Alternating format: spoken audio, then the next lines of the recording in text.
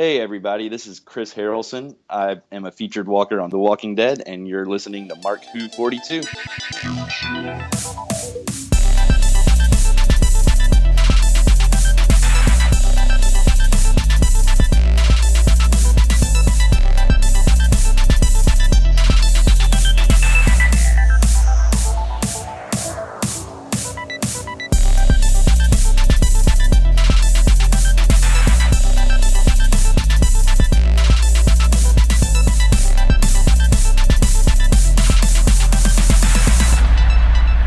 Welcome to Mark Who 42's universe here on ODYSY Radio and the Geekcast Radio Network.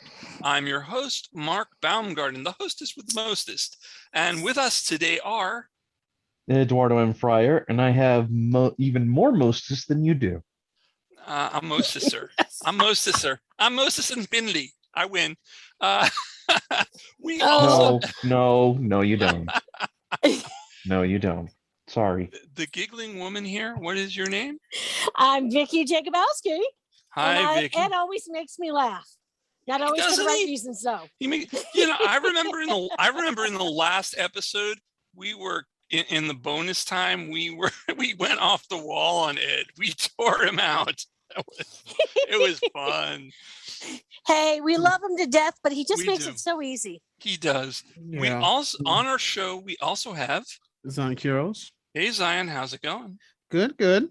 Yeah, just to let everyone know, in about 5 days, Zion and I are going to be, we'll talk about that at the end of the show, but we're going to do a con finally. Tease. Another one. Tease. It's the tease. We'll tell you. Filthy tease. You have to listen filthy tease. You have to listen to this show to get the information of where you can see Zion and myself. Filthy. Oh my God. Yeah. So, okay, today's show, I did a bad thing, a really bad thing. I did not do my homework.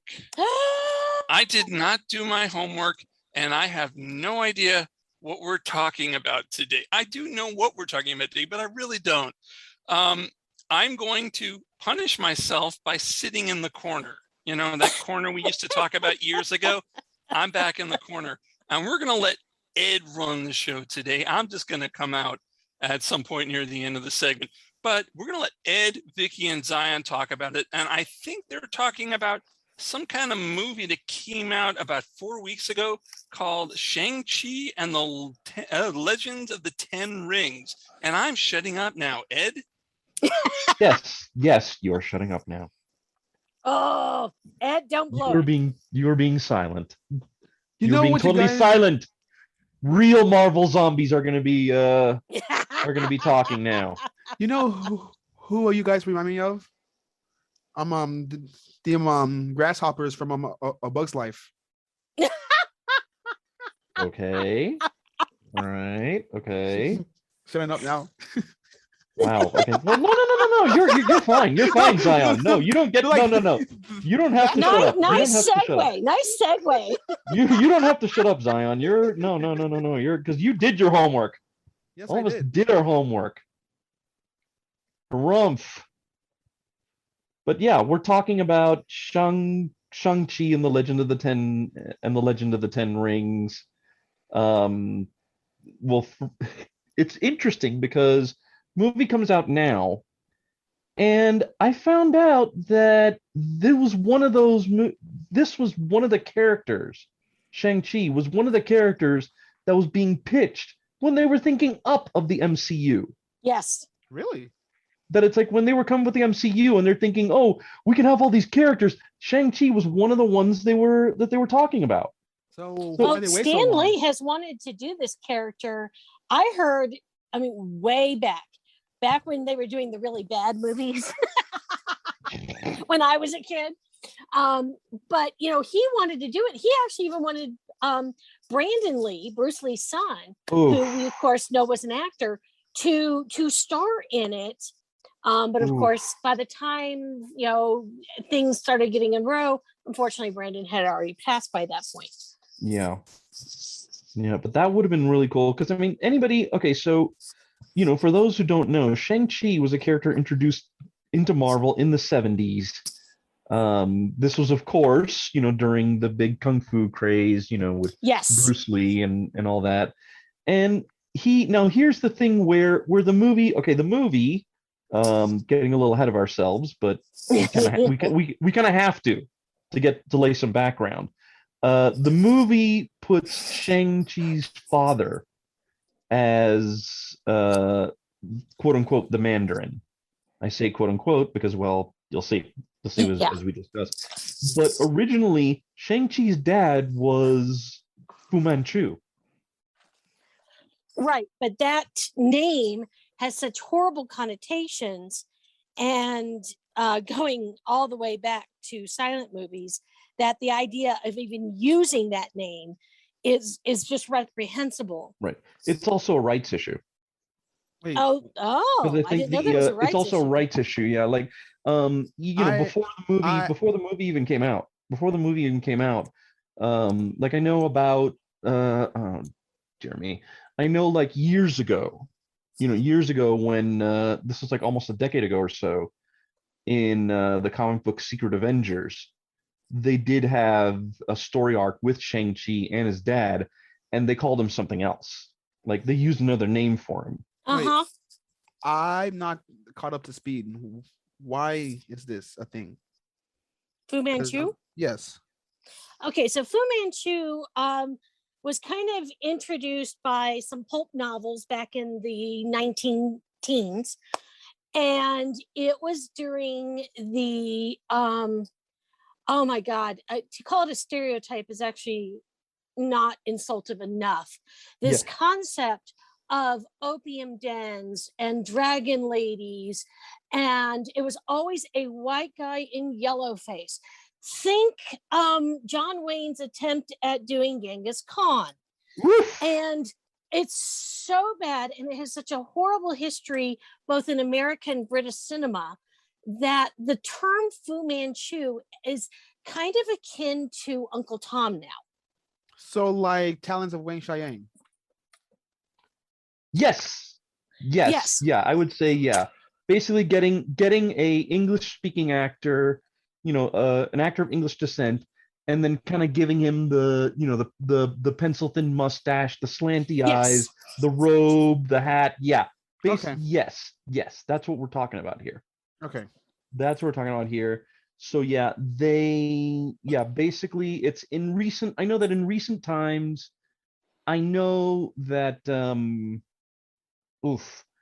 I know, and it's interesting because I think also going back to, it's a stereotype, and then also I know that somebody has the rights. I think there's an estate for the original creator of Fu Manchu, and I believe they have the rights.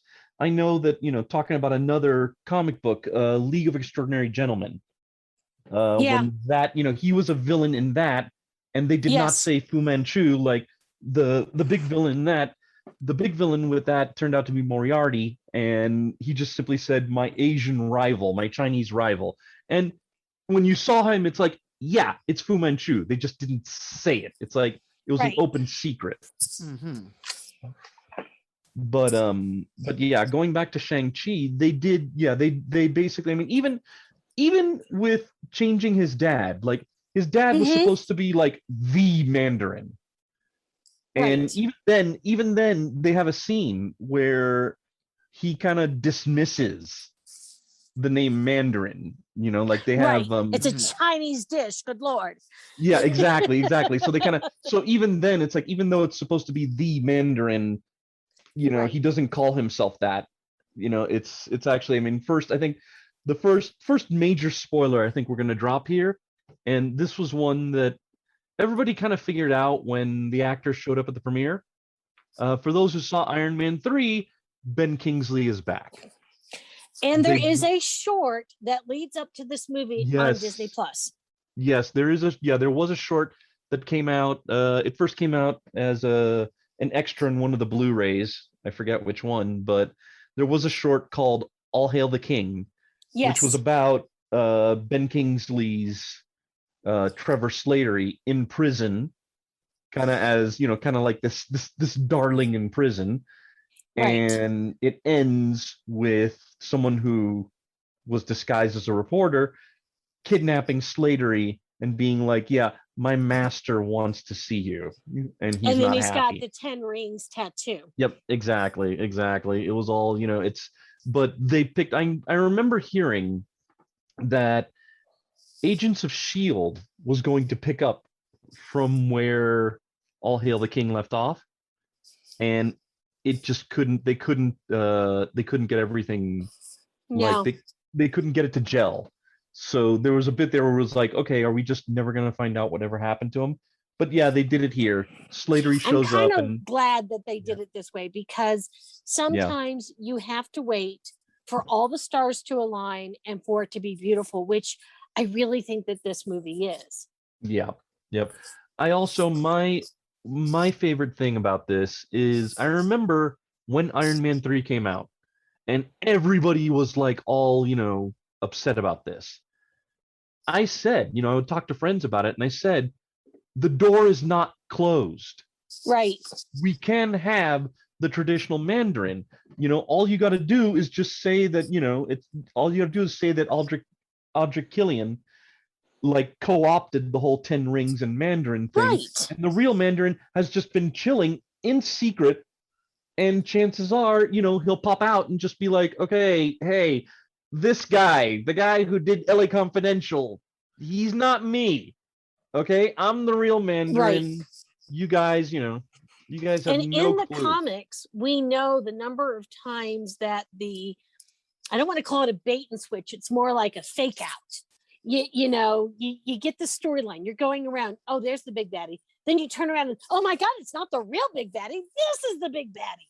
It's kind of like how Thanos was pulling the strings of Loki, whether he would admit it or not, in the first Avengers movie. Well, or think about it this way. How many times has it been, it's like, Doctor Doom is behind this. Then, of course, they beat Doctor Doom, and what do we get? Doombot. It's a Doombot? Yes. So, yeah. I always love it when over the decades there's been the bot version. It was just a robot. Yep, it was just a robot. Yep, or I've It's seen a kind of couple like of times. it's just a dream. Yep. Well, I've seen a couple of times where a character dies and then he shows back up, and it's like, oh yeah, I had this guy put my outfit on. Yeah, I'd seen a show, and I've heard the joke of nobody's really dead in comic books. It's kind of like soap operas. Yep. Yeah. Nobody's really dead. They might come back with a new face, but Yep, nobody's yep. really dead. Yep.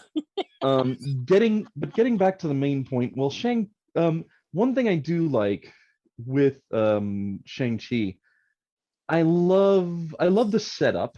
I love where we're introduced to him, and he's just trying to live a normal life. Yeah. He's just, it's very much the thing that I kind of thought of was kind of like when you have, it ended up being kind of like how you hear about I think it's Amish kids who reach a certain age, and then it's like, okay, you're gonna go into, you're gonna go into the world, you're gonna experience it all, and then you're gonna come back. Right. Like, it kind of feels like Shang-Chi tried to do the first half of it, and then the events of the movie are his dad, kind of saying, okay, nope, come on, let's have all our kids, I want my kids back. I want my kids back. I know, it's so sad that they both think that they somehow got away, and yet the whole time he knew exactly where they were and what they were doing, and let them have their little free time. They didn't know that. They actually thought they had a taste of freedom. Ha! Yep. Nope. Well, no, they had a taste. Again, it's, the great thing about, I think, but how much freedom is there when someone's still pulling the strings? They know where you are, they know what you're doing, and they know they can pull you back at any moment. Is that real freedom? That's not a bad question. Not a bad question. I will say this. I love the guy who played Shang-Chi. How do you say his name? Simu Liu? Yes. Simu Liu. He did a great job. Oh, yes. I think he did a great job. And okay, I have to give him kudos. I found this out. He actually worked his butt off learning the martial arts he needed for this movie. One of the things that keeps getting brought up is this gets compared to Iron Fist, the TV series Iron Fist. Yes. Mhm. And how how the main in that, he, Finn Jones, he didn't like really study. They did the thing of like, let's do some close-ups and then let's do a far off shot and block his face so they can't see let's do a bunch of jump cuts to cover. And It's here, the way they do so many things. Yes. yeah, and it's like here, one of the things I love about the fights is you can actually see everybody it's his involved. face. See, You like, can what- actually see their full bodies. You can see their Yes. faces. See, You can like, actually see the ballet. Yes. This- I think that it is not even up for debate that the movie's fighting choreography is the best out of all the MCU Oh so my far. God. Oh I yeah. absolutely agree. And I think it's because, Simu already had a background, had to learn additional, but so, he already knew the dance. He just had to learn the advanced version. And it he looked so smooth. It's kind of like when we were talking about the Suicide Squad and watching Margot Robbie do these acrobats herself.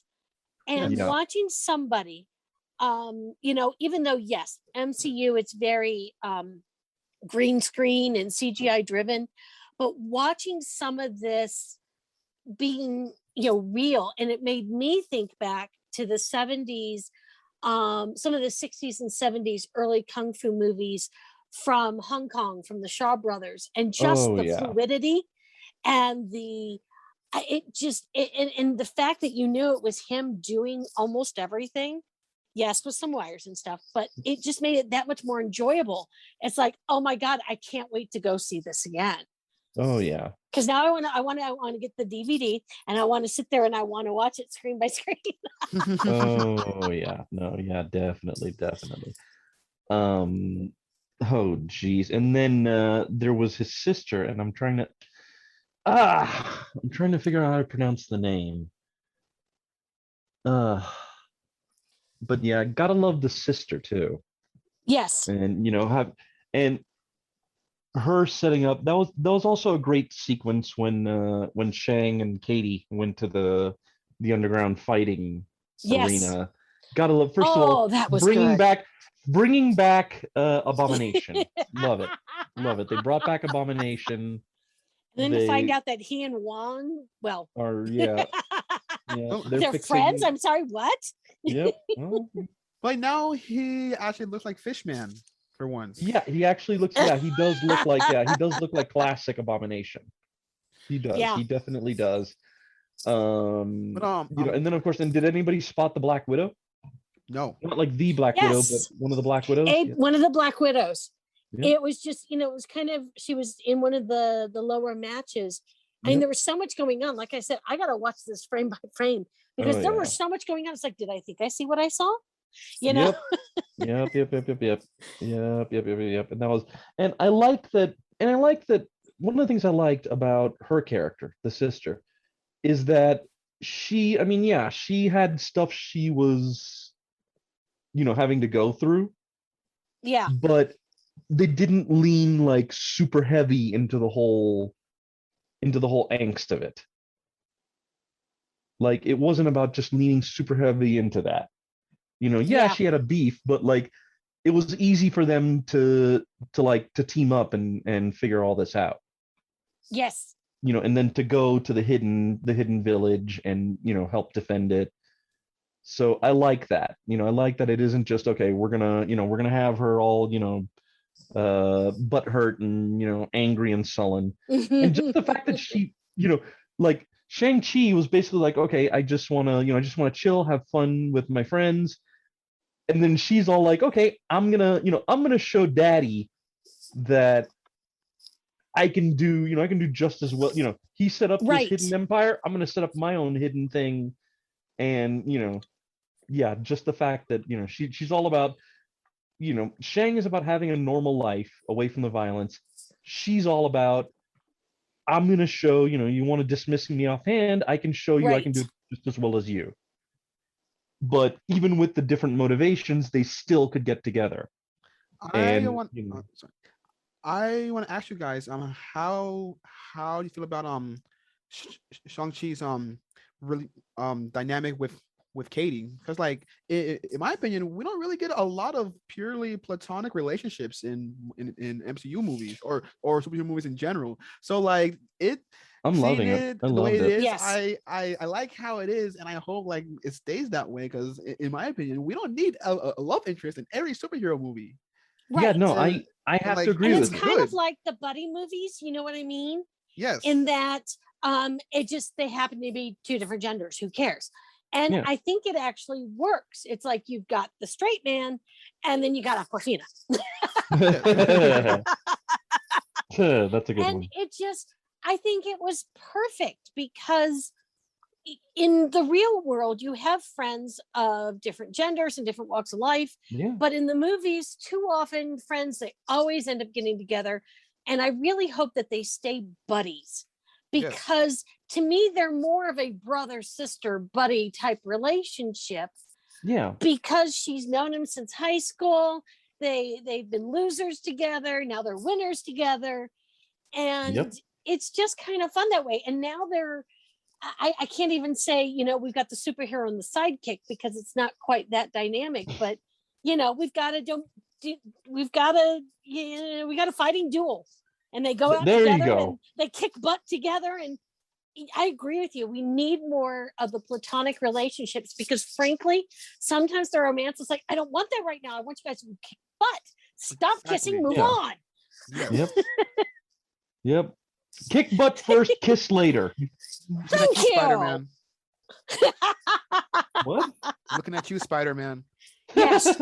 Half of Spider-Man 3 was just that. I'm like, come on, guys. Where's Spider-Man swinging through the city?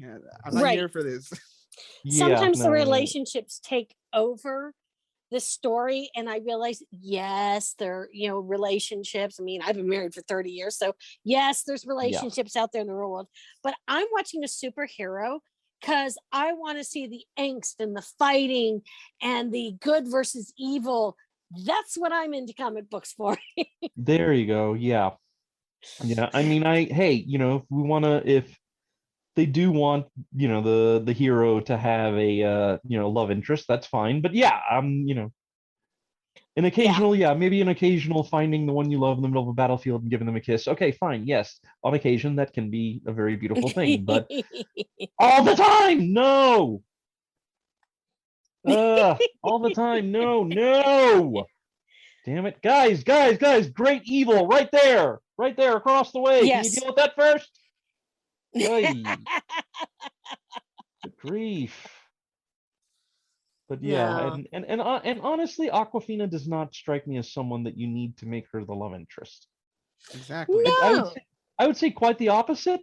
Let her go. Let her have some, you know. I never felt like let she her was play. pining over him or anything. I was really afraid a couple times. It's like, oh my God, they're going to have it where, you know, she's going to be pining for him. She never gets him.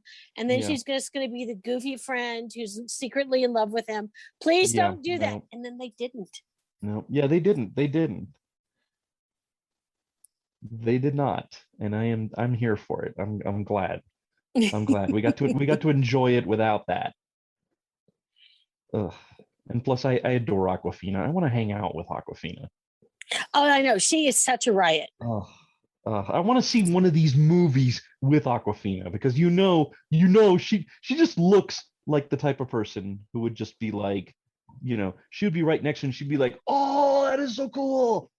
Oh, did they just have a cameo of this person? Oh, that is so cool!" You got to watch her in Crazy Rich Asians. She is.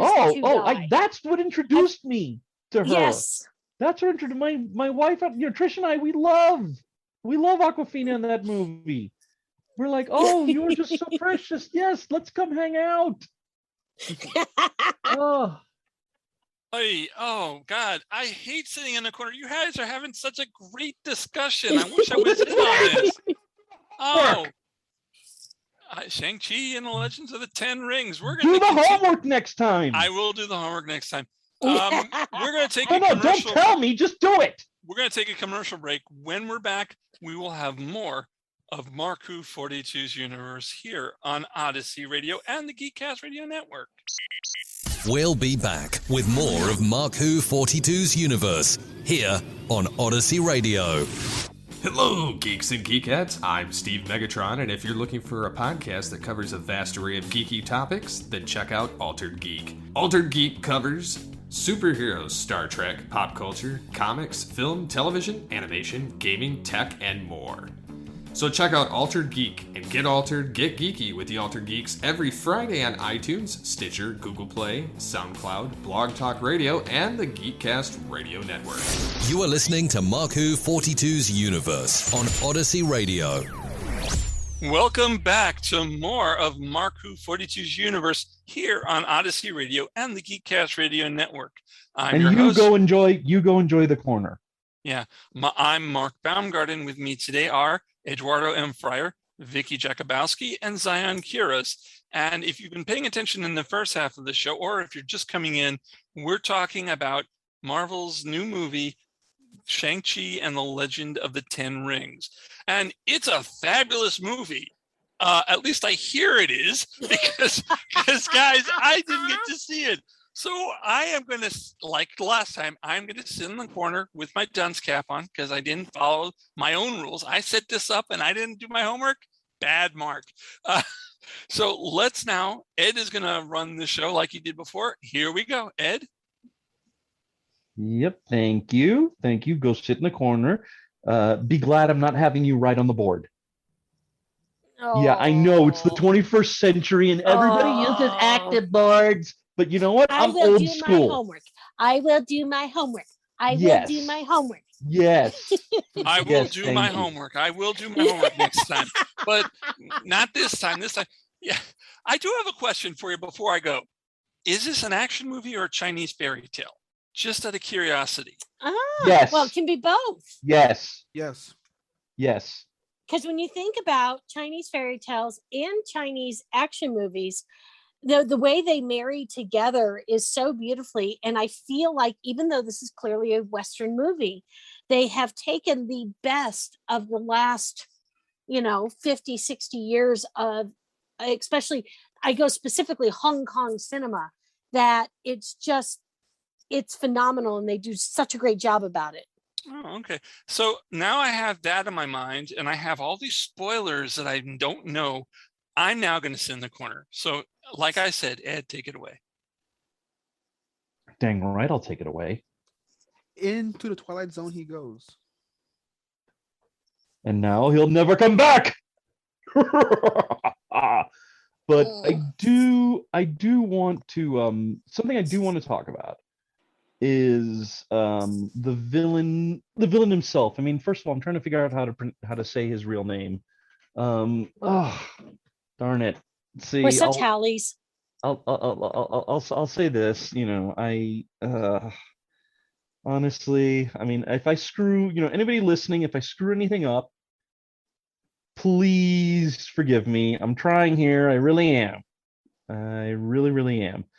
But dagnabbit. Let me try here, like really hard. Oh geez, Wenwu. I want to say it's Wenwu.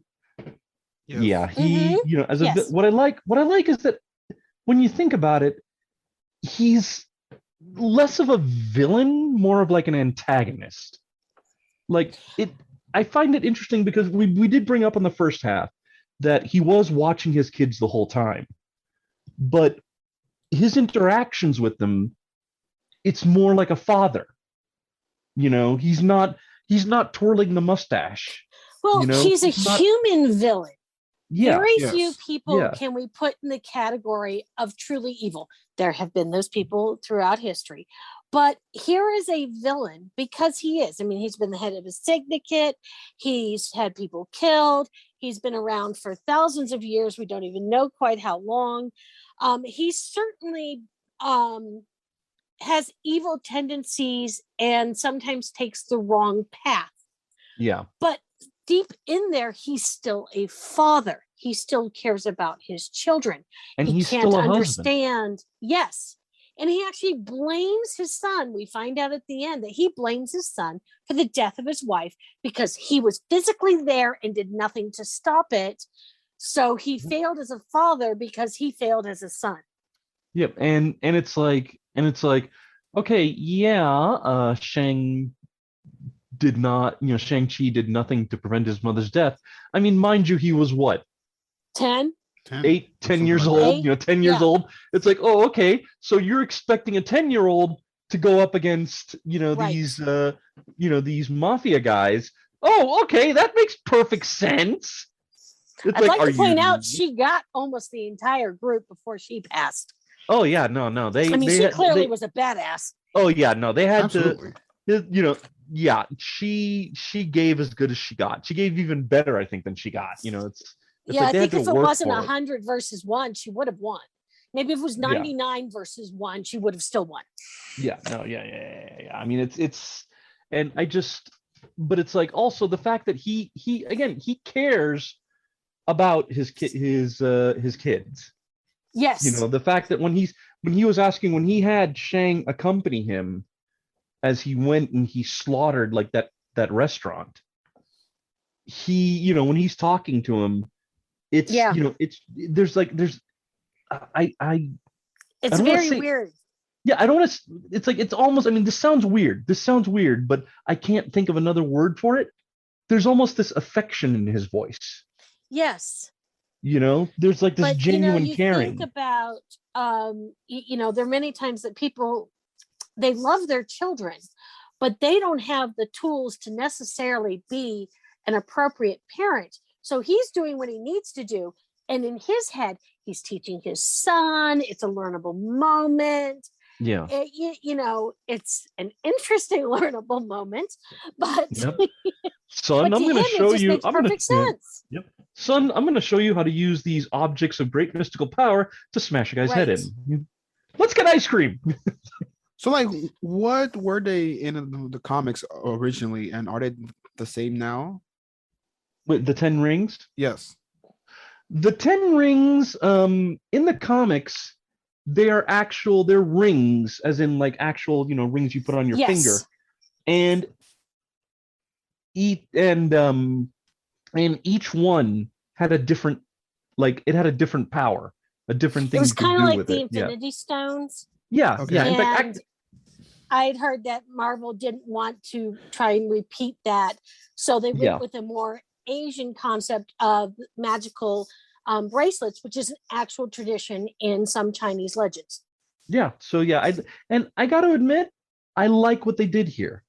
I like the fact that they turned it into just 2 sets of 5 bracelets that just gave incredible power. Because number one, I mean, I'll say this: do you really want to take a movie's runtime and dedicate it to, well, this is what this ring does, this is what this ring does, this is what this ring does, and I have to agree also that, like, we just had the Infinity Stones. Let's take advantage of this and kind of come up with something new.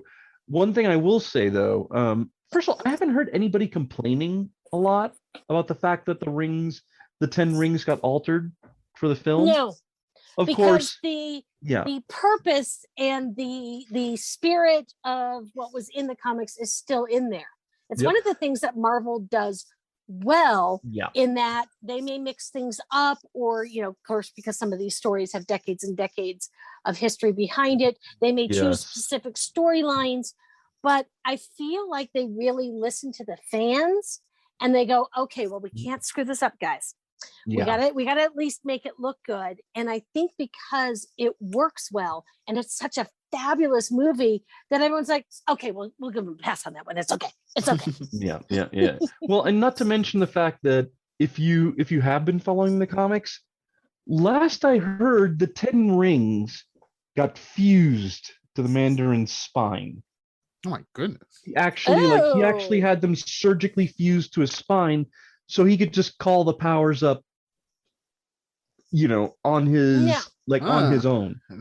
That's a way to get around things. Yeah, so it's like, it's not the traditional way that the rings look, but if you want to hem and haw, Right. Last I heard, the rings are not in their original configuration right now. Maybe it changed, but last I heard. So, let's not, we're not going to split hairs here. Right. And I have to say, first of all the actors in this are phenomenal. Oh, yeah. I'm so happy to finally see Tony Leung, who plays the father, in a Hollywood picture. I mean, I've heard him speak. He speaks perfect English. Yep. Why we haven't put him in a movie until now, I don't know. I've seen some of his Chinese work, and he's such a talented actor. And I'm like, I really hope that this, along with some of the other movies that have been coming out lately, creates this need for these amazing actors out there that we so underutilize in this country. And I don't know. I so loved every bit of this movie. My husband and my son are not familiar with this storyline at all, and they loved it.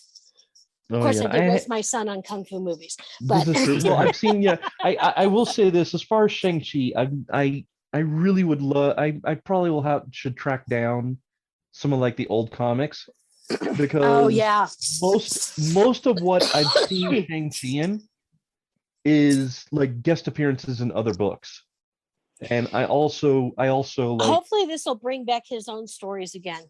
Oh, yeah. Well, he does have a comic out right now.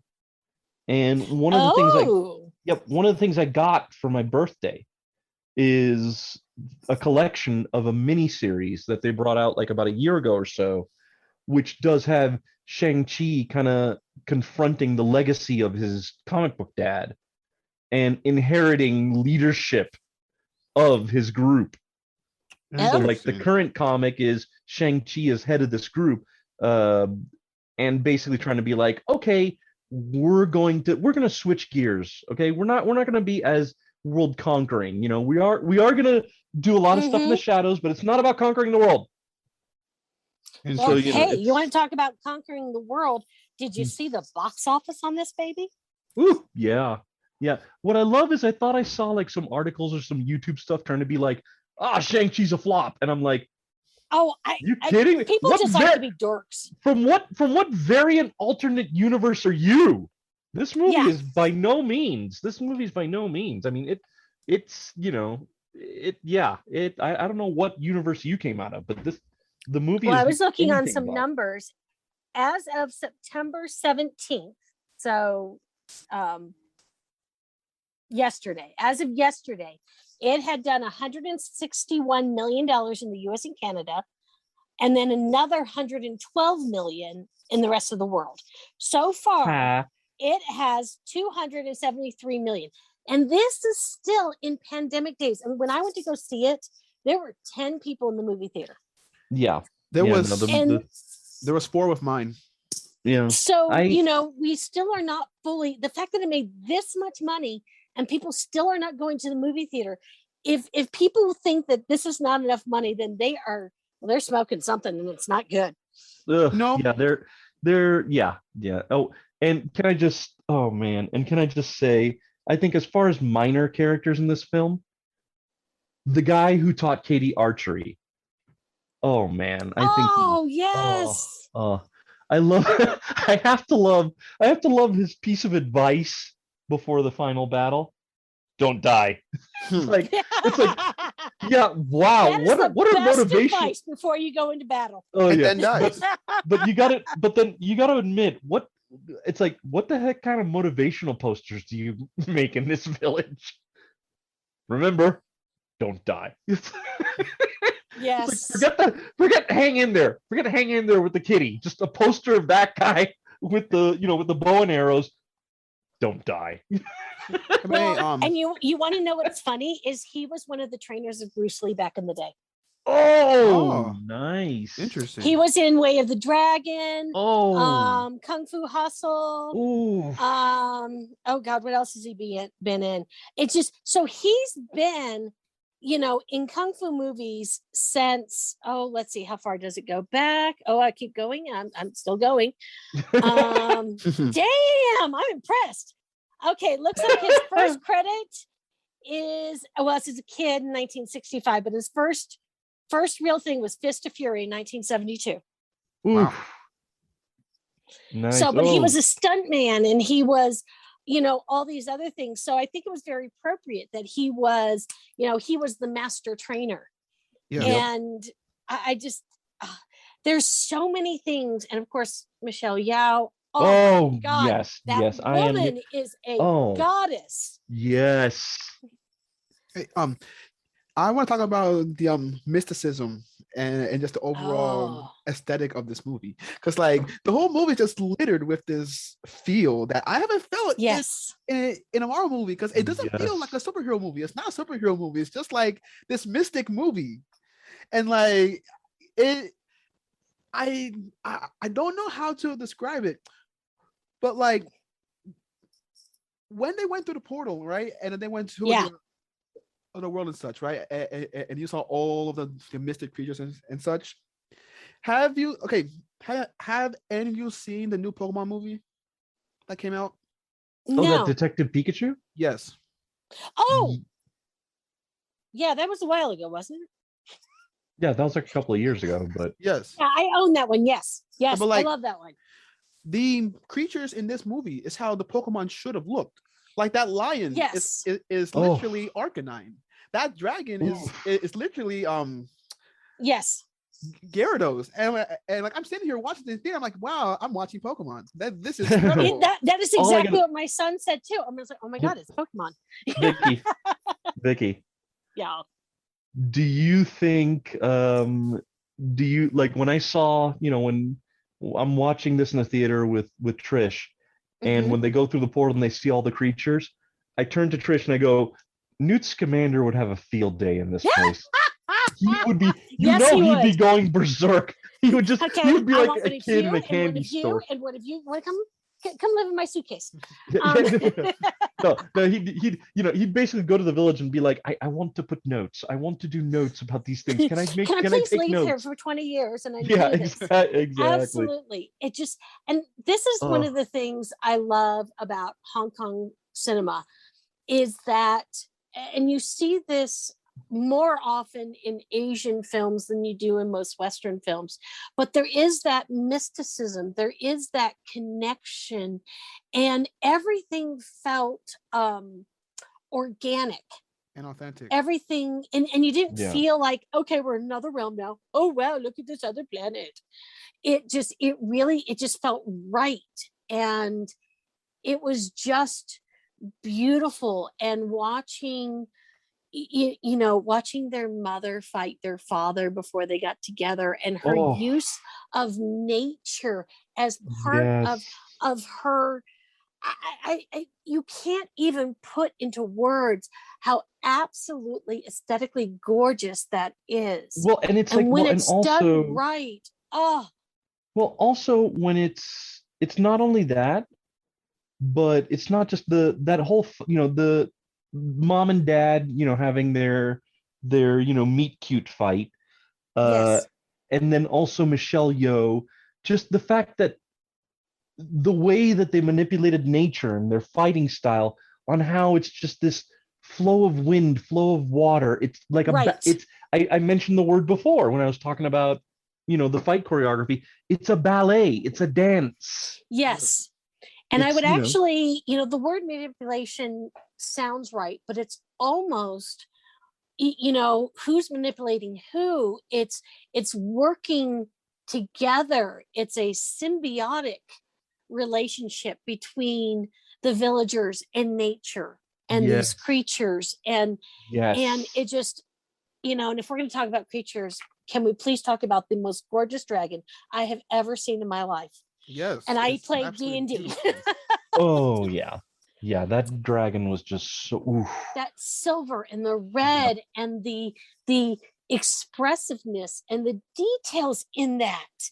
I was floored by it, because we've seen a lot of dragons over the years, some of them really good, some of them questionable. And it Paragon. Just we don't talk about questionable that movie. We won't talk about that. Something about that dragon that it just felt right. And I don't know how many Asians they had behind the scenes, but to me, this so screamed if Marvel went to all these amazing Asian actors and Asian creators and said, hey, we want to do the superhero film, but we want it to be right. So what can you do for me? I mean, that wall of scales keeping the creatures in. Holy crap! The detail on that thing. Well, and when Wang Wu is like punching it and you feel it vibrating. It's just you felt every one of those, didn't you? This. Yes.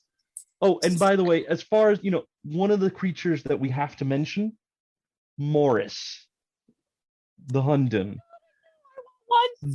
That he's just, okay, yes, it didn't have a face, but it was just so adorable. But you could see it like yes. It's just, and the fact that it had that connection with Trevor. I mean, come on. And I'm going to say this right now.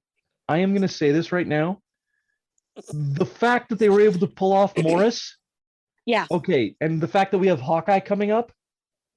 We need the live action debut of Jeff the Land Shark. Okay. This is proof to me. You can do Jeff the Land Shark. Let us have Jeff the Land Shark in the MCU. We need this. And you know what? And hey, let's even kick this up a notch. Let us overdose on cuteness. We need to have Jeff and Morris in a scene together. This needs to happen. Somebody. I will say, as soon as they come up with the plush of Morris, I'm afraid it's going to be added to my collection. Oh yeah. No, me too. Me too. I will get a Morris plushie. I will get a Morris plushie and I will guard it against my dog River. If River starts sniffing it like, how do I bite this? I'm going to be like, don't you even dare. Don't even think about it. Step away. I'm going to say something real quickly. It better not be ragging on Jeff the Land Shark. Do not rag on Jeff the Land Shark. No, it's about the mysticism fighting. So like I was watching this movie, right? And I don't know if you guys watch the series, but I was watching this movie and I got taken back to when I watched The Last Airbender.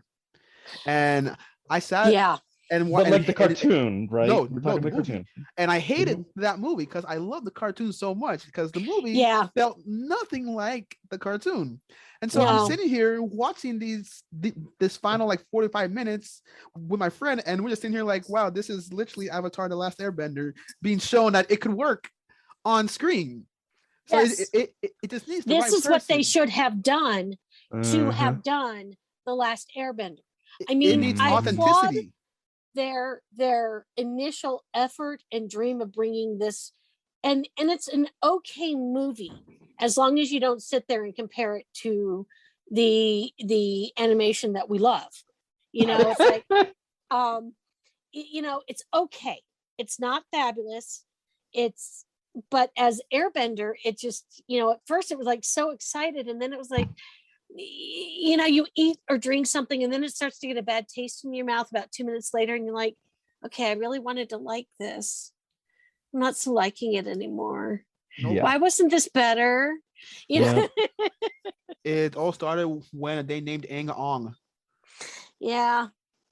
It just, I really would have expected a better understanding. You need to understand your material before you turn it into a movie or a show or anything. Because just watch the series, guys. It's that simple. Well, that series is fun and funny and sad and moving. It's an animation, but it's got everything. I mean, I even liked it. It came out when my son was little, and we own the entire series because it's that good.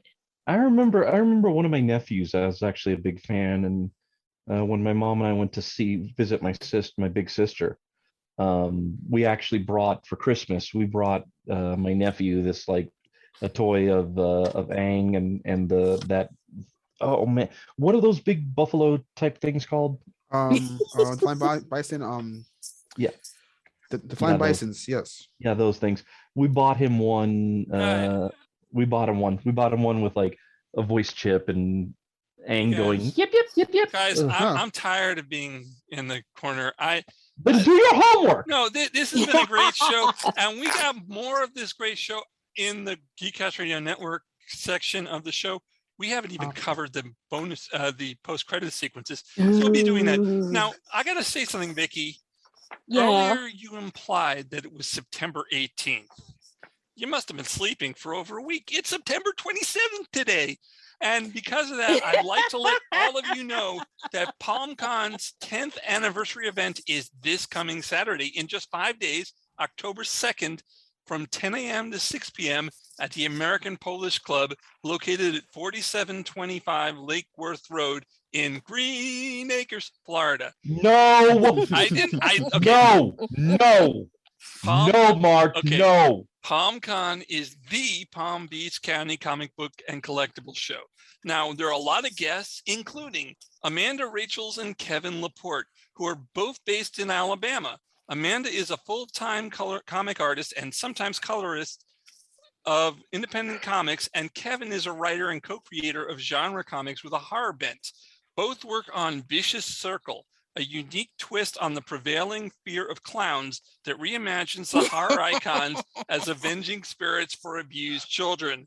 Boy, that's going to be a fun panel. Also at the convention, not to toot our own horn, but Mark Who 42 is going to be there. Yes, myself and Zion Quiros are hosting a panel called Dissecting the Timeless Child. The Doctor has always been known to have 13 lives. Or has he? And she, or she. We will discuss the implications of the timeless children. Tons of vendors will also be there selling artwork, comics, games, and more, including rare Doctor Who books and merchandise from my very own Mark Who 42 books. So remember, PalmCon will be held on Saturday in 5 days, October 2nd, from 10 a.m. to 6 p.m. at the American Polish Club in Palm Beach County. I will not sing Green Acres, Florida. Okay, Ed, you got your wish. I will not even try it. For more information and tickets, go to palmcon.net. Do it because, like I said, 5 days. This Saturday, it's going to be amazing. And if you're listening to this on a repeat, you missed it. But hopefully you're not. And like I said, has this been a great show, guys? Yes, because those who did their homework took part in it. All right. So I didn't do my homework. It was a great show, even if you didn't do your homework. Yeah, I think it was fun. I'm producing the show. I don't care if I do. No, I do. I will do my homework from now on. This was a mistake. I should not have done this. Guys, we are going to end the show here on Odyssey Radio. Have a great week, And if you are listening to us on Geekcast Radio Network, and if you're watching Odyssey, listening on Odyssey, you can then go to Geekcast Radio Network or download the show at markwho42.com, and you will hear bonus material, including when we talk about the post-credit sequence, the two of them. Wow, I can't wait I'm going to actually discuss this with them. I'm not going to sit in the corner this time. So until then, Odyssey, goodbye, and Geekcast Radio, we'll be right back. We'll be back with more of Mark Who 42's universe here on Odyssey Radio.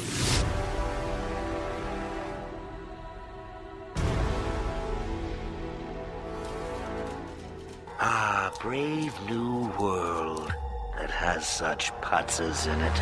The Pull Bag is GCRN's comic book review and discussion-based podcast. Join me, your host, TFG and Mike, and the rest of the GCRN crew as we make our way through the comics we are reading. Inside the Pull Bag, you'll also find back-issue classics and origins episodes of how we got into comic reading. You can find the Pull Bag every Wednesday on iTunes and on www.geekcastradio.com. Make your great escape into comics and jump into the Pull Bag today. Oh yes, but think of the fun.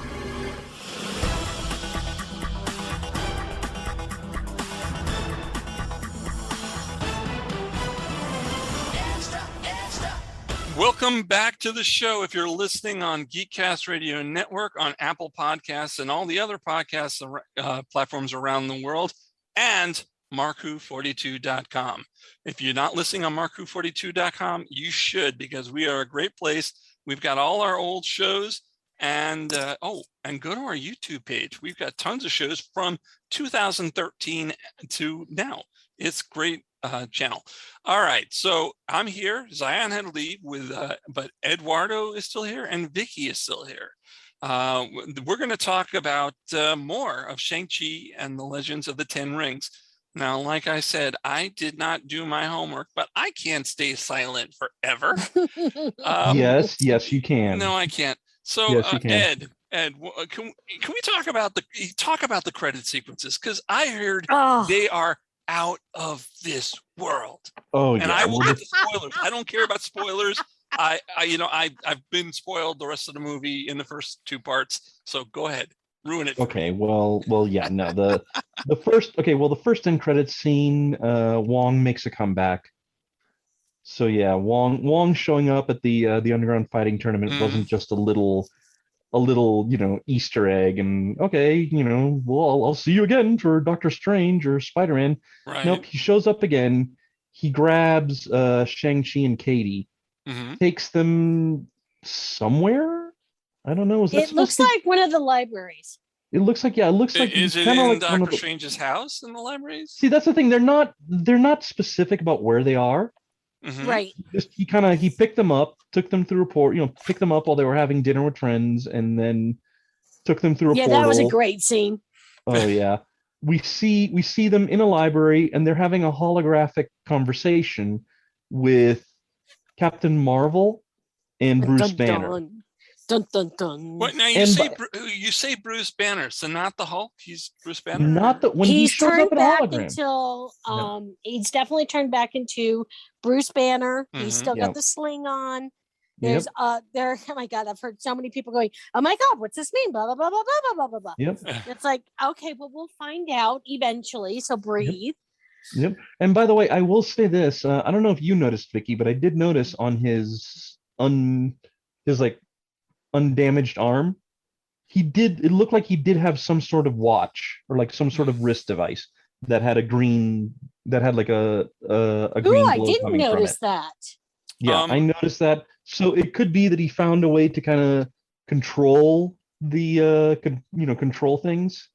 Well, see, and that brings me to a rumor I heard, and I know I don't like rumors, but he's Bruce Banner. And the reason he's Bruce Banner is so he can go to the She-Hulk show and he'll be human so that he can do the blood transplant to Jessica Walters. So they're setting up I've She-Hulk. heard that one too. Jessica Walters is Arrested Development. You're talking Jen Walters. Did I say Jessica Walters? I meant Jennifer. Walters. I'm sorry. Oh God, I would cut now, but we're live. So Jennifer Walters. You know what's even better? It didn't happen. It was your imagination. You know what's bad about that? You know what's bad about that? I am actually in the middle of reading John Byrne's She-Hulk, so I should know Jennifer Walters. Okay, so you're rereading the I'm doing my homework. I'm doing my homework in advance for the She-Hulk show, which we don't even have. Like, okay, all right, it's a while away, but yeah, I'm reading the Byrne She-Hulk, which is funny as hell. But yeah, breaks the fourth wall like Deadpool. I remember reading these when they originally came out, and I was amazed. And while I'm rereading them, I am still in shock. They are so good. I love, the first four issues being kind of in tandem with issue 1 of the Fantastic Four, issue 2 of the Avengers, where and there are like parallels. The fact that you've got the old Golden Age character, it's great. Oh, are you talking about Blonde Phantom? Yeah, Blonde Phantom. I find it amazing that she's in there and it works. She can also break fourth wall and, like Jennifer, go through panels and things and pages. There's one issue where they're trying to get away. Dr. Bong, isn't it? Dr. Bong, they're trapped in TV world, and to get back to the real world, and they have no transportation, She-Hulk rips the page of the comic, and then on the next 2 pages, they're walking through a fake ad for a comic company. Not a comic company, a comic dealer, like Midtown Comics or something. It wasn't that, but something with all the listings of the prices of the books. And there are jokes. If you read the small print, there are tons of jokes. And then she rips a page on the second half of the ad, and then they're back in the comic. That was just great.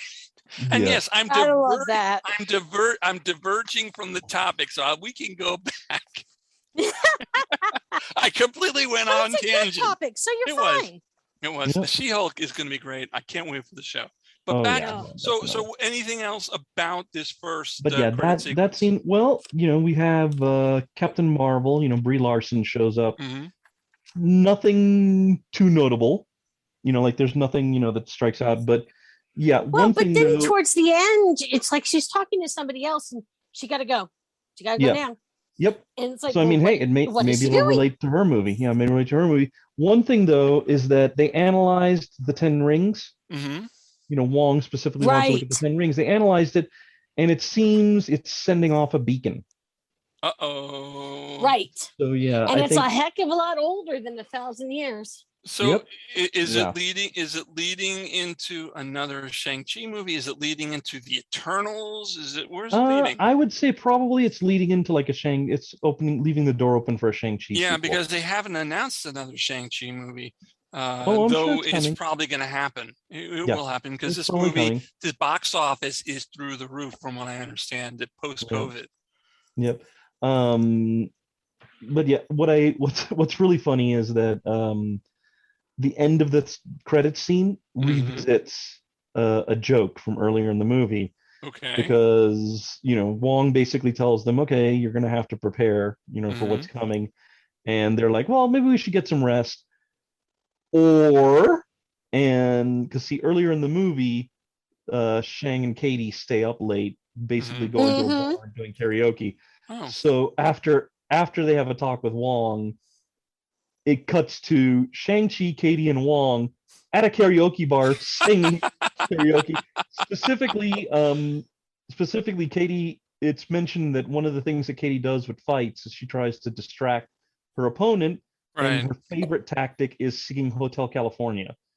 Yep. So the first end credits scene ends with Wong, Shang-Chi, and Katie at the karaoke bar singing Hotel California. So that was just that was fabulous. They were so bad, it was fabulous. Yep. Although I will say this, Vicky. I would not mind terribly if the Shang-Chi soundtrack has the three of them singing Hotel California. Oh, I would love that. I would absolutely love that. Come on, man. Come on. Give us that. Give us the Shang-Chi the Shang-Chi cover, the Shang-Chi Katie Wong cover of Hotel California. Come on. Be love a pal. Yep. Please do. Okay. The second end credits scene also feels like it could set up for a Shang-Chi sequel, because we have Shang-Chi's sister, and it turns out, well, in the first credit scene, it's implied that she is trying to shut down Daddy's business. Of course, when I heard that, I'm like, and lo and behold, sure enough, she didn't shut down anything. Does that mean so she's in charge of the 10 rings now? Yep. Wow. Well, the 10 rings, the group, not 10 rings, the objects. No. Who has that? Who has that? Wong. Wong has the 10 rings. Why? Because you said that it's emitting something, and that's why Wong. Okay. And they wanted to. Wong specifically wanted to check it even before they found the signal. Mm-hmm. Wong wanted to check them out. So Wong has the 10 rings. The organization, though, is in the hands of sister. Sis. And yes, I was trying to say that like Vader. But yeah, the two, that definitely sets up. And one thing we didn't. Yes. And and it seems like when she inherited the organization, she inherited everything. Because did you notice Razor Fist is one of the ones? Razor Fist? Yeah, he's working for Razor her Fist? now. Razor Fist. One of the henchmen. One of the henchmen. he is a character in the comics. I was going to it sounds like a comic book name, Razor. Yeah. Razor Fist. He is actually a classic Shang-Chi villain, and he's shown up elsewhere in the Marvel universe. He's a mercenary that had one hand replaced with a blade. In this, the blade is kind of more energy based, but in the comics, there's been 3 Razor Fists, and they lose a hand to get a little blade. I know the most recent one, he actually has both hands gone, and he has blades. He has them replaced with blades. Is Razor Fist the guy that's in the trailer on the bus? Yes, that's Razor Fist. That, by the way, is probably one of the cooler action sequences. Okay. I think what's hilarious I can't wait to see it when I finally see it. Yep. And you actually have what's really funny is you have a guy who was in Spider-Man Homecoming as like a street vendor, and he shows up on the bus, and he's there like live streaming the whole thing. Because that's what you do. Because that's what you do. Yeah. That's what you do. You see a kung fu fight on the bus. And it's like he's like, I've studied some kung fu, so I'll kind of break it down for you, break it down for you and all. And this was the same character from Spider-Man? It's the same actor. It's the same actor. I'm sure. Although you know what? This is the MCU. I'm pretty sure you could say it's the same guy, and no one is going to be like, yeah, right, lies. But if I'm correct, this movie part of it takes place in San Francisco or San Diego. San Francisco, and Spider-Man takes place in New York. So the guy would have had to move, or is just on vacation. I mean, he's a traveler. The guy's a traveler. There you go. And the guy talks like he's an influencer. So yeah, he's an influencer. So he could have traveled to San Francisco for something else. I mean, come on, dude. Dude, you're a classic Marvel fan. No prize it, dude. No prize. No prize it. No prize it. If it is the same guy, he probably was on vacation. Yeah, he was. I said he's a traveler. I said that. I got the no prize. No, the traveler. The traveler. Was the guy he's not that traveler. No. I'm not. No, see, you don't like me singing Green Acres, but you can't bring up the traveler in that aspect. Yes, I can. I can. Oh, yes, on. I can. Yes, I can. I can bring up the traveler. I can bring up guest characters in Next Gen. So Wesley Crusher is going in this movie. Okay. Why not? All right. Wesley Crusher. He went back in time, kind of like Picard's going to do. Back in time. Oh, it looks good. Looks good, Picard. Tangent, sorry. Yes. Stop it. I find it interesting that Star Trek 4 is going to happen again in Picard. They go back, and I hope this isn't a spoiler for everyone. They go back to our time now, just like they went back to their time when they made it. Yeah, but I don't think. They're not saving humpback whales. Case, no. Yeah, they're not saving humpback whales. And but remember Voyager. Something. Well, remember Voyager went to the 90s. Mm-hmm. And in that Deep Space Nine, 1930s or 50s, the Ben Sisko story where he's a writer. Was it 30s? That was the 40s, I thought. 40s. Okay. Yeah, 40s. That was the 40s. Okay. I said 30s, 50s. Make it between that, and we're good. There we go. Well, and then also I think with the Deep Space Nine one, it's a little trickier because whether or not the Ben Sisko as that sci-fi writer, whether or not that's real or an illusion. That's true. It's a little TOS. They went back. TOS. They went back twice. Yeah, but once it was modern. What was then modern day. Mm-hmm. And then you had the one with Edith Keeler, which was not, which was like no. Then there are two. Then there are three because you've got the one with Gary Seven, and That's right. the one where the Enterprise. They were going to make a show. They were going to make a whole TV show about it. Right. Which, by the way, there's the one with the Air Force guy. Yeah. By the way, the thing with Gary Seven, I did see a video. Explaining why we never got with an apparent explanation as to why Gary Seven never got his I had heard series. that it's because the network wanted nothing to do with a show they were about to cancel. Yeah. Yeah. Pretty Okay. much. So I got it right. That is what it is. Like Yeah. they were going to cancel Star Trek, so it's like, why should we give a spin-off to this Exactly. show that we're about Yeah. to axe? You know, And you know what? Every Star Trek show has done this because, except for Discovery, because TNG went back to the 19th century with Mark Twain. Yeah, Discovery but goes they to never- the future, not They to didn't the go to past. the 20th, but they went further in the past. Next gen they did do a time travel thing, but it was 19th century. They didn't touch 20th. Deep Space Nine went to the 21st. Oh yes, they did. They went well, and they did, story. and actually, yeah, I remember that. They did go to the 20th century briefly, because in that same story, in that same story, that you had Cisco. I think it was Cisco, Dax, and Bashir. Yeah, like in the 21st century during I the ball remember that riots, one. you had O'Brien and Major Kira trying to rescue them, and they did a stopover in the 60s. Yes, I remember that because you had a hippie giving them a flower and doing the peace sign, and they're just kind of awkwardly like, "Yeah, man, groovy. Okay, we're gonna go now." Can I let the listeners know something? In our extra segments, we are not focused solely on the topic that we discussed in the first hour. No, but that's a normal thing. We can shoot the breeze, and you can listen to our insightful conversation, which we're giving you now. They probably figured that out once you started. Well, I'm just letting them know that it's a normal thing. Once you started going off on the Burn She-Hulk, I think they figured it out. But we went back to pretty quickly. And this time we've strayed way off, and we're still not back to Shang-Chi. Because I don't know anything about Shang-Chi. So, this best part is when we go on a tangent. and actually, one thing I will say is that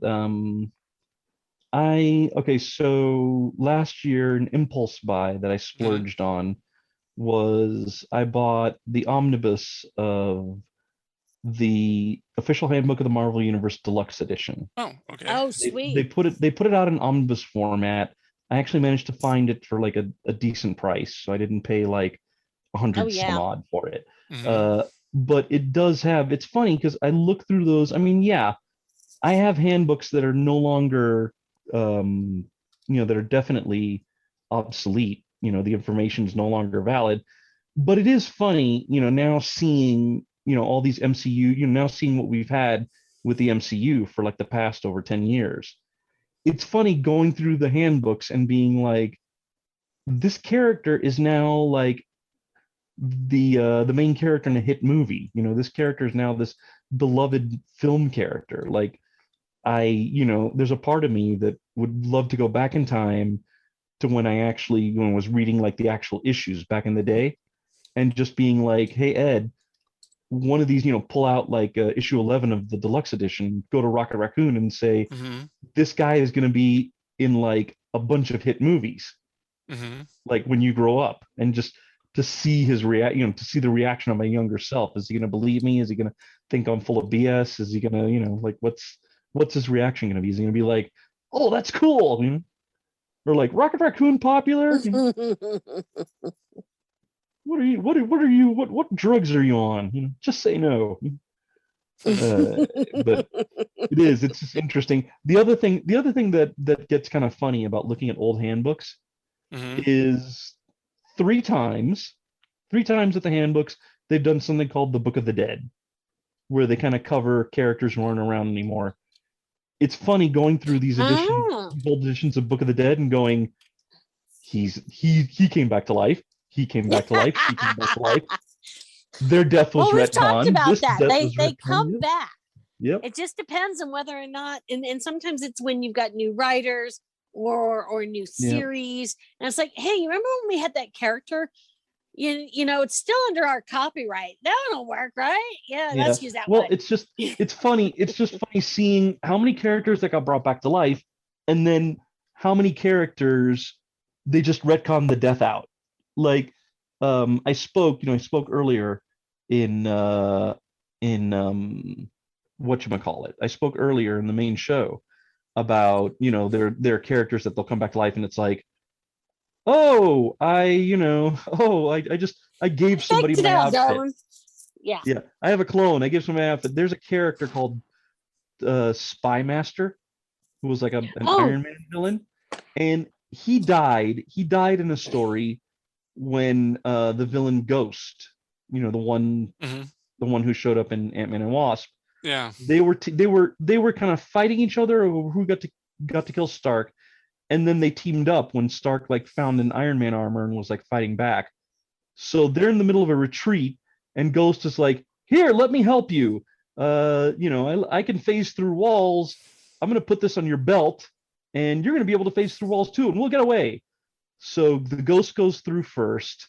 Spymaster's like right behind him. The Ghost grabbed the intangibility circuit from his belt and yanked it off. So Spymaster died when he materialized through a solid, halfway through a solid wall. That's not good. That's smart. Yeah, that would be Yeah. really hard to come That's back painful. from, to be honest. Yeah. That's painful. Well, okay, so how is he alive today? Well, first of all, we had a couple of characters like take up the mantle, but the original one came back. This was like in 2011, 2012. Basically, he came back. This was part of Marvel's Dark Reign thing where Right. Norman Osborn was like, the head of all the superhero Oh, shit yeah. in the United States. But Spymaster came back, and it was revealed, oh, I had this guy I was training, and I gave him my outfit for a mission. And when he died, I'm like, okay, I can just retire. I'll go into retirement. I won't correct anybody. So it's like, oh, it was another guy in a suit. I was training a guy. I gave him my suit. He died. I'm just like, all right. I'll use that to take a vacay for a while. It's like, oh, okay. That's how you do it. Okay. No, God, I'm trying to think of what was another one.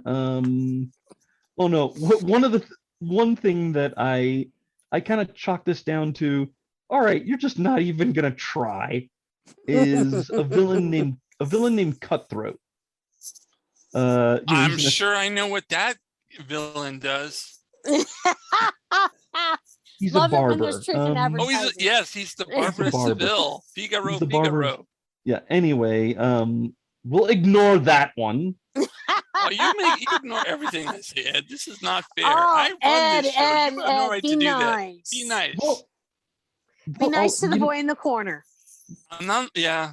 You want me to go back in the corner? Because I will. I threaten No. Yeah, go back. yeah. in the corner. No. Anyway, so Vicky wins. getting back on topic. So we had a villain called Cutthroat. What topic are we on? So he first showed up, I think, in like a Spider-Man comic or something, and then they retconned that he was related to Diamondback, the character of Diamondback from Captain America. He died like trying to help her and got buried somewhere in the Rockies. But then cut to the early 2000s when Brian Michael Bendis had Avengers. Like when he was writing Avengers, he had Cutthroat as an inmate in like in the supervillain prison, the Raft. Okay. Yeah, And I remember the then Raft. it's like, and then they never really explain in the comics like how he came back. But when he got an entry in one of the handbooks, they kind of retconned and said, the U.S. military was investigating the area. They found the shallow grave and they brought him out and they healed him. So it's just like, oh, okay, we're not even going to try. We're just going to be like, oh yeah, he got found. He's better now. He got found. He's better now. We're good. That's funny. I like it when there's a good story. At least it makes you giggle or something, you know? And there have been times where, I haven't read most of the newer comics, of course. I'm lucky I've time to go see the movies. And, and someone will say, oh yeah, and so-and-so, I'm like, they died in the 70s. It's like, oh no, they're back. And blah, blah, blah, blah, blah. Yeah. And you're just kind of like, okay, no offense. If Batman can still be in his 40-ish for 80 years, sure. What the hell? Yeah. Oh, did you hear? No, but did you hear? Oh man, jumping to the distinguished competition. For a minute. Did you hear about what they did they introduced this concept in the comic like a few months ago. So they so basically right now, as far as DC Comics is concerned, the multiverse is back. Oh. The multiverse is back. Well, I've heard that. I heard that, but then here's the and basically they're just like, okay, it all matters now. Like everything matters. But here's the thing: they did. So we're back to pre-crisis. Pretty much, although even more confusing. Like because I know in Rebirth they kind of went back to post-crisis, sort of using characters and backstories that have been through all the stuff from then. But you're saying now they've decided, yeah, we give up. Okay. Pretty much. I mean, how many years has DC been around? Since the 30s. Since the 30s. So we're coming up. We're like 90 years, almost 90 years. Yeah. Wow. But basically everything. They've run out of stories to tell, so they're going back. Well, basically, yeah. They've kind of what they've done is they've just made it. It's like, okay, everything matters now, and it's like, okay, but here's the thing. Weird answer. Yeah, here's the thing, because one of the things they did was they had like these two connected one shots called like Generations. And what they introduced is a world, like one of the worlds now in this new multiverse, right, is basically something where certain characters like Superman, Wonder Woman, Batman, and characters related to that, essentially age incredibly slowly.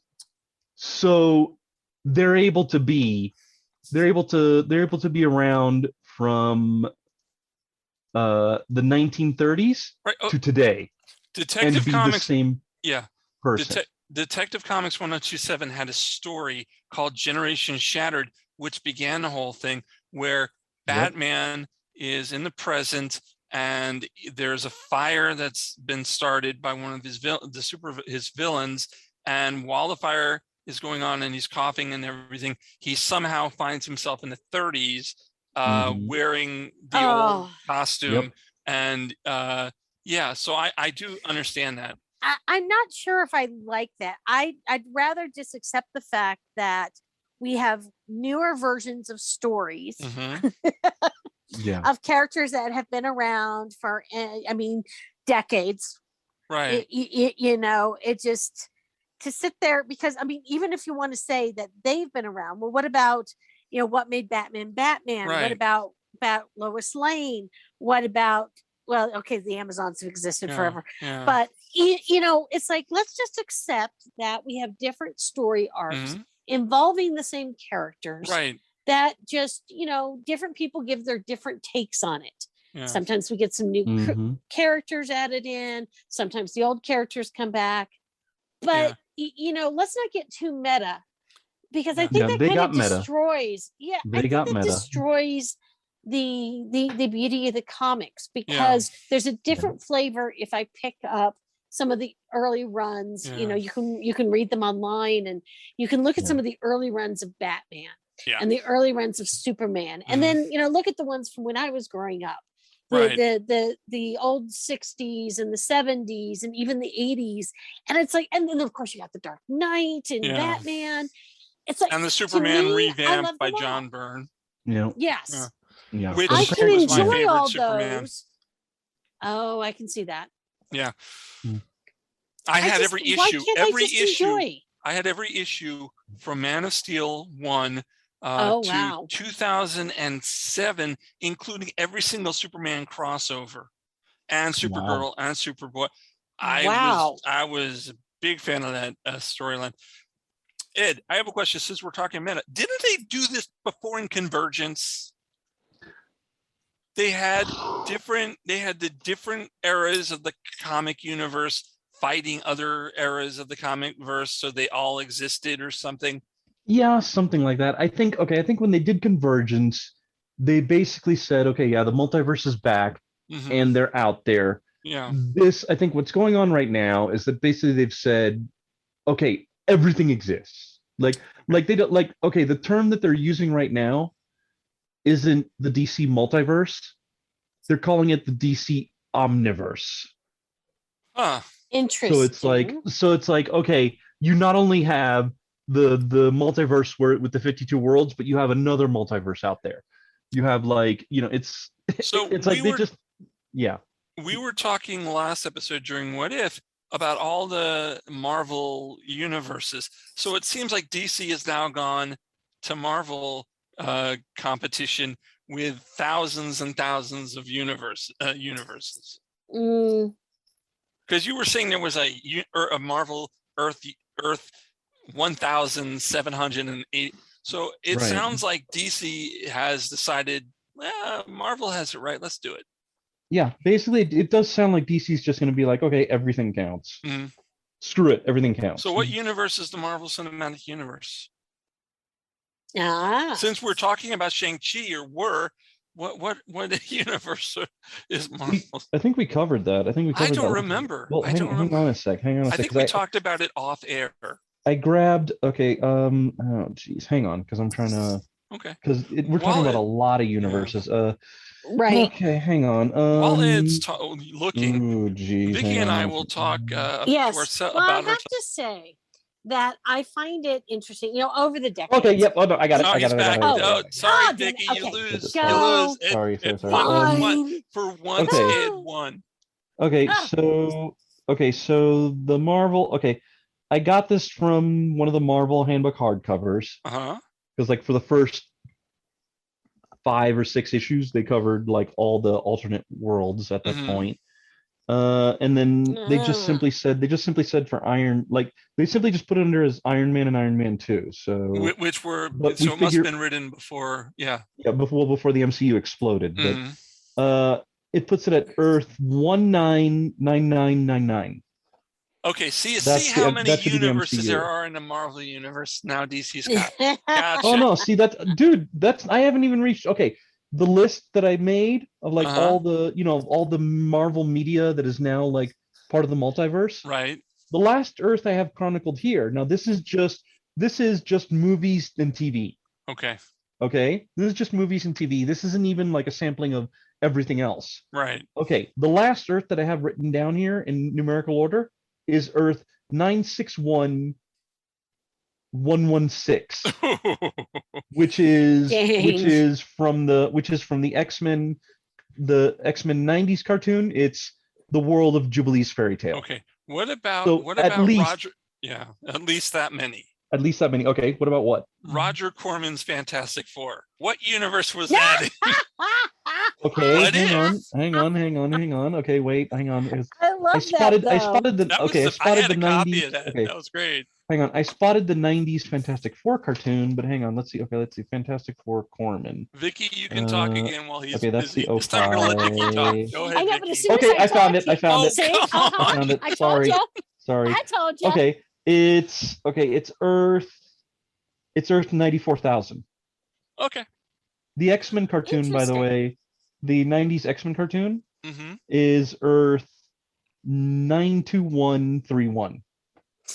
And that's the main X-Men cartoon. Right. If we go with, and of course the X-Men cartoon also did time travel and stuff. There's also, let's see, where is it? Oh geez, there's one. I should probably put this in like an Excel file. But that might be easier. That would be much easier, Ed. But yeah, I know that. Let's see.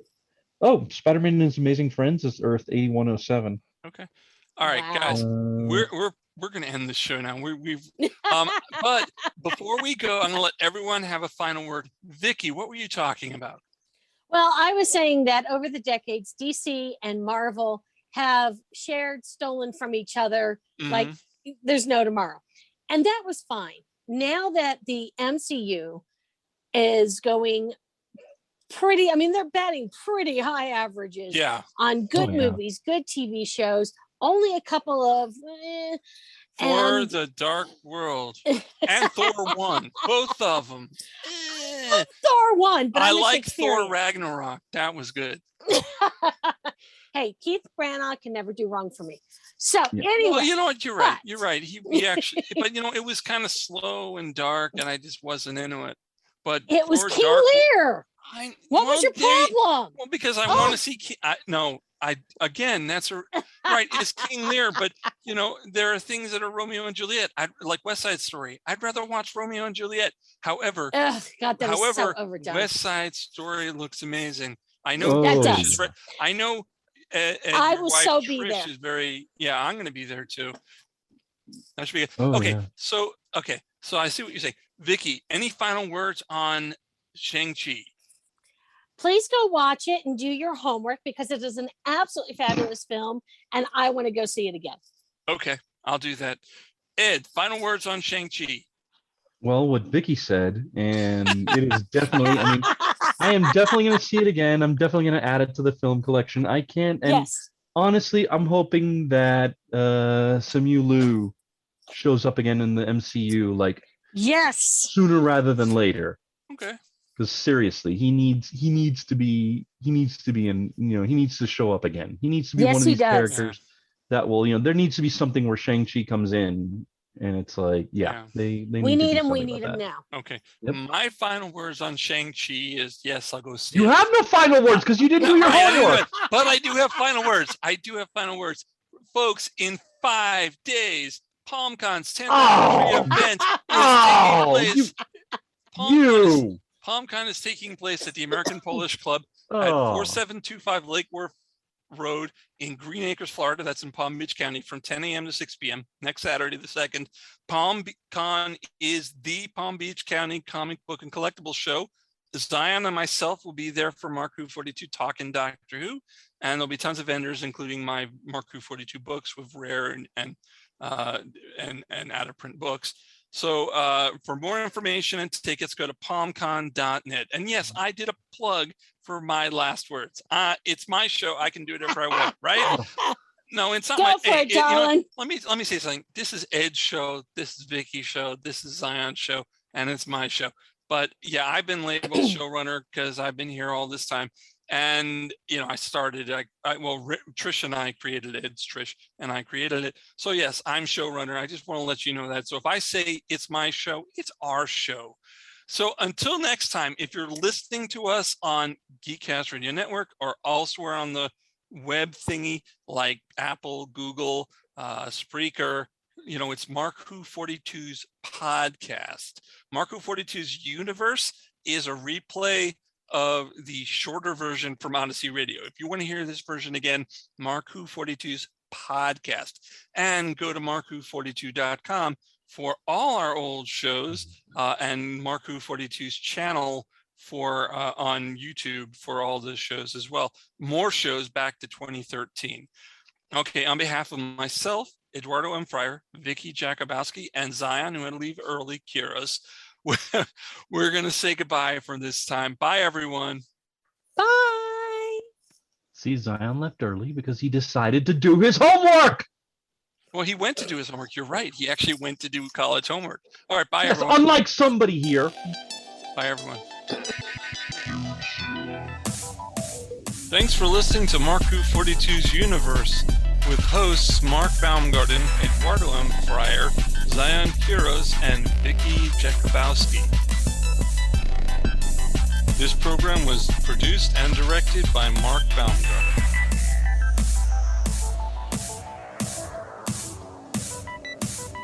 If you'd like to get in touch with us, please go to our Facebook page or email us at markwho42s.universe@gmail.com.